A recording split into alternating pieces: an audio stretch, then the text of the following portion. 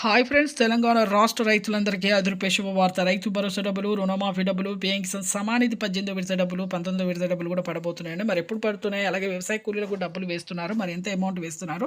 ఎలాంటి అర్హతలు ఉండాలి తెలుసుకునే ముందు లైక్ చేయండి, షేర్ చేయండి, సబ్స్క్రైబ్ చేయండి. పక్కన bell icon all symbol button గంట సింబల్ నొక్కండి.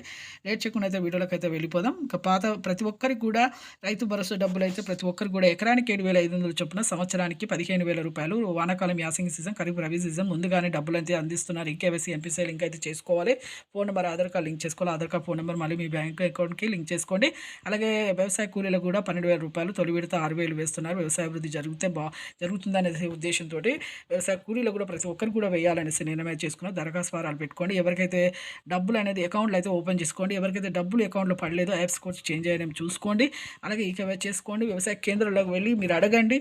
అధికారులని అడిగితే ఖచ్చితంగా అయితే వాళ్ళైతే చెప్తారు ఎలాంటి ఎందుకు రాలేదు అనేసి. రుణమాఫీ కూడా ఎన్నికల మేనిఫెస్టో చెప్పిన విధంగా చేస్తామనేసి రెన్యువల్ కూడా చేసుకోండి. పీఎం కిసాన్ డబ్బులు కూడా పడుతున్నాయి. Thanks for watching.